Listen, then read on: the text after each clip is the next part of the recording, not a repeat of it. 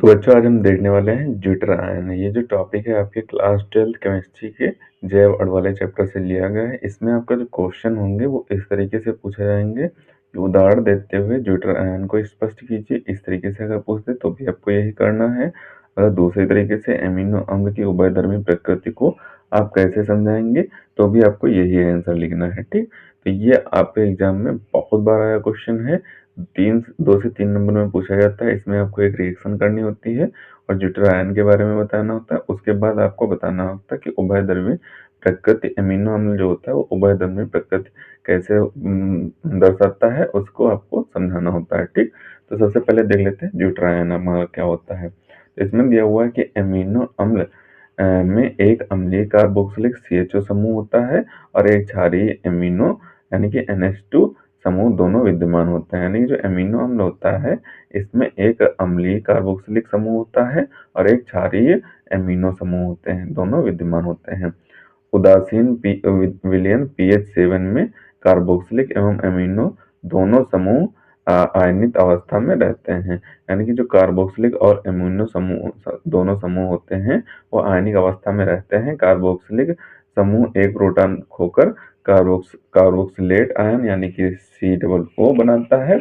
यहाँ से एक H हट जाता है जो प्रोटॉन होता है वो बनाता है, तथा एमिनो समूह एक प्रोटॉन ग्रहण करके हमारा NH3 आयन बनाता है, आयन का निर्माण करता है। यानी जो हमारा कार्बोक्सिलिक समूह होता है वो एक प्रोटॉन खो देता है यानी कि H खो देता है, जिससे क्या होता है कार्बोक्सिलेट आयन बनता है। यानी कि ये जो आपका दिया हुआ है ये कार्बोक्सिलेट आयन है और बनाता है, तथा एमिनो अम्ल जो होता है वो उस प्रोटॉन को ग्रहण करता है और NH3 आयन का निर्माण करता है।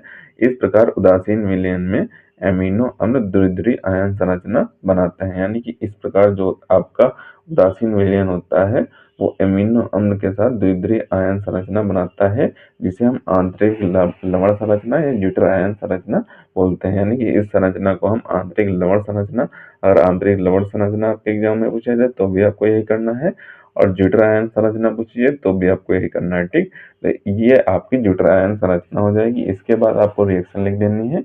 रिएक्शन में आपको ये जो एमिनो अम्ल है था, यानी कि एक तरफ जिसके NH2 था और एक तरफ यानी कि इमीन समूह था और एक तरफ हमारा कार्बोक्सिल समूह था। तो यहाँ से ये प्रोटॉन हटता है और यहाँ पे N के साथ जुड़ता है तो यहाँ पे NH3 हो जाता है और यहाँ पे COO ही रहता है। जो आपकी रिएक्शन में जो उत्पाद बनेगा उसमें आपका यही बनेगा। यहाँ पे NH3 हो जाएगा, यहाँ COO हो जाएगा, जो कि आपका ज्यूटर आयन होता है। तो यही संरचना आपकी ज्यूटर आयन संरचना हो जाती है। ठीक, ये रिएक्शन आपको लिख देना है। इसके बाद एक पॉइंट लिख देना है जो कि उभयधर्मी के लिए लिखना है कि इस रूप में एमिनो अम्ल अम्ल तथा क्षार दोनों के समान व्यवहार करता है। दोनों में जो होता है समान व्यवहार करता है, अतः ये उभयधर्मी होता है। यानी कि जो एमिनो अम्ल होता है वह अम्ल का भी व्यवहार करेगा और क्षार का भी व्यवहार करेगा, दोनों में समान व्यवहार करता है, इसीलिए ये उभयधर्मी कहलाता है। ठीक, तो इतना आप ज्यूटर आयन में लिख देंगे तो आपको पूरे नंबर मिल जाएंगे। 2 से 3 नंबर में पूछा जाता है, ज्यादा नंबर में नहीं पूछा जाता है।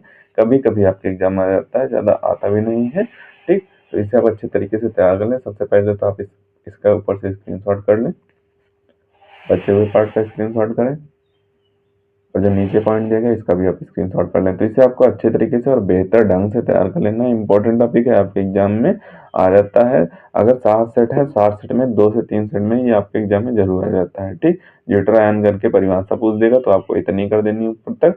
अगर पूरा 3 नंबर का पूछता है तो आपको ये रिएक्शन और नीचे उभयधर्मी की वो एक हेडिंग लिख देनी है। ठीक, तो इसे आप अच्छे तरीके से तैयार कर लें। मिलते हैं किसी नए वीडियो में नए टॉपिक के साथ, तब तक के लिए धन्यवाद। और अगर अभी तक आपने हमारे इस चैनल को सब्सक्राइब नहीं किया है तो प्लीज सब्सक्राइब जरूर कर लें, क्योंकि हम इसी तरीके से क्लास 12 से रिलेटेड इंपॉर्टेंट टॉपिक पर वीडियो डालते रहते हैं।